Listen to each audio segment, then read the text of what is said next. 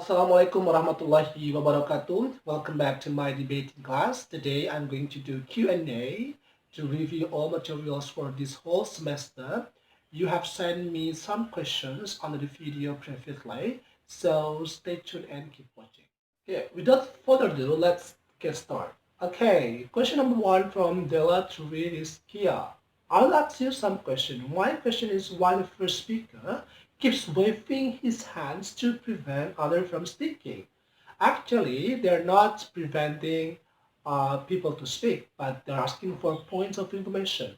Are the other opposed or support his motions? I don't get the point. Yes, of course, there are four teams in BP debate. Two teams support the motion and two teams disagree with the motion. Question number two from Yayu. Hello, I'm Yayu. I have one question.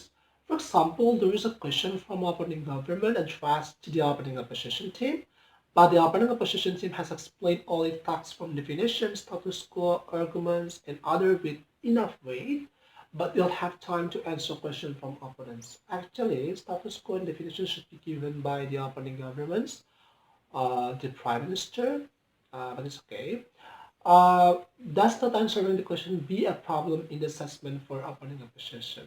If you're saying about the opening a position, get the question from the opening government, actually they still have time to answer because the opening opposition talks after the opening governments. Prime Minister first, followed by the leader of oppositions, Deputy Prime Minister, and followed by the Deputy Leader of Opposition. So for the opening opposition, you still have time to answer the questions from the opening government. Question number three from Marlisa. Assalamualaikum warahmatullahi wabarakatuh, sir. I'm Marlisa. Based on the video provided, I see that all team members from opposition and government use body language and eye contact when making their arguments. I want to ask, is body language or eye contact important in debate? Yes, it's really important because body language and eye contact helps you to transfer the information well, and it also helps you to make sure the adjudicators and opponent get your points or catch your points. If you don't have appropriate body language or eye contact, it's difficult for your opponents or the adjudicators to catch your points. So, because it is a part of matter, it's really important for you to have appropriate body language and eye contact. Assalamualaikum, sir. My name is Gunawan. What I'm confused in the debate is when our team is explaining the motion given then the opposing team raises hands. When the explanation is taking place, then our team does not accept or reject by saying no thanks. Does it not reduce the point, sir?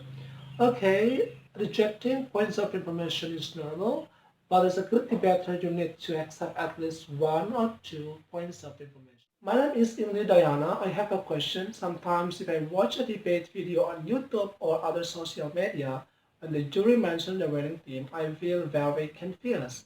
Can you explain in more detail how to determine the score and how to determine the ranking for each team? Thank you. Okay, it's a good question. Talking about adjudication, it's a long discussion, so we need extra time to talk this in detail.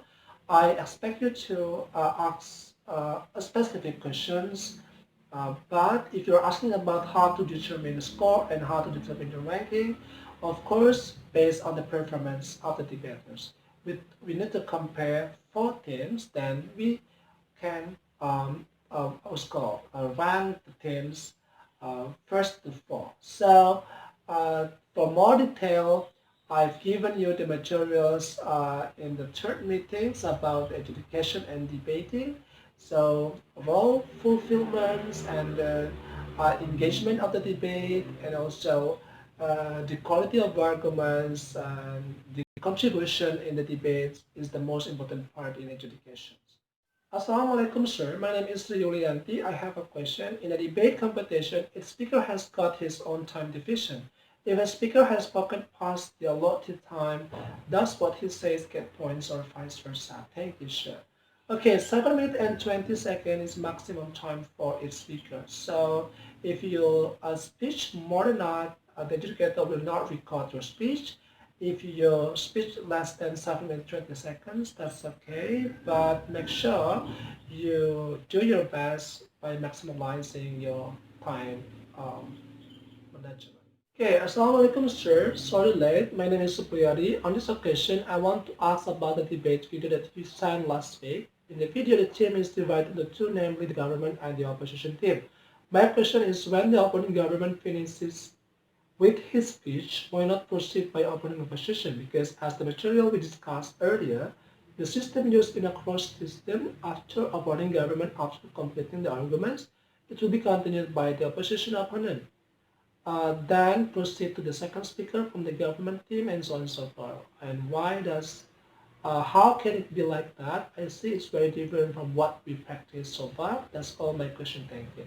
Okay, actually, the video was not complete because some speakers didn't want to be recorded by the committee. So the arrangements of the speakers seems to be different, like as what I've discussed previously. Actually, it's the same. Start from the Prime Minister, followed by Leader of Oppositions, Deputy Prime Minister, Deputy Leader of Oppositions, members of governments, members of oppositions, and government lead, and the last is opposition lead. It's the same, but some speakers in the video didn't want to be recorded by the company. Assalamualaikum sir, sorry late. My name is Nadia Sentewati. I have a question. Provide a clear background on why the motion exists and build the arguments in the task of the argument. Is the task of the government team. Then what about the opposition team? Are they the ones who draw conclusion from the arguments? And what are the small things a debater can do at points? Thank you, sir. Okay, Nadia, I have explained and discussed about the speaker's role many times, so watch my video and read the materials carefully.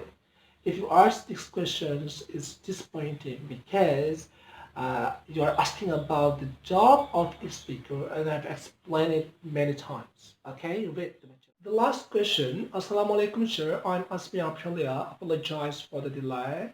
As we know that we are looking for in every debate is the truth. My question is why in a debate that people are looking for the main problem is the matter of truth that is clear and bright, but the end of the debate is not always expected because there are often parties involved in the debate instead of killing the truth itself. Thank you.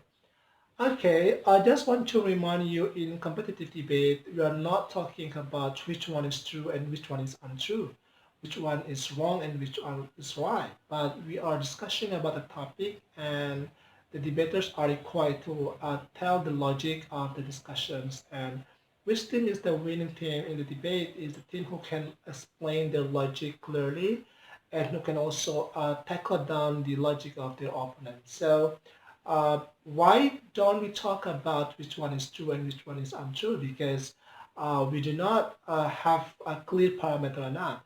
Why don't we? That's all for our Q&A sessions. If you have more questions about the debate, you can leave your comments below. Thank you for watching. Wassalamualaikum warahmatullahi wabarakatuh.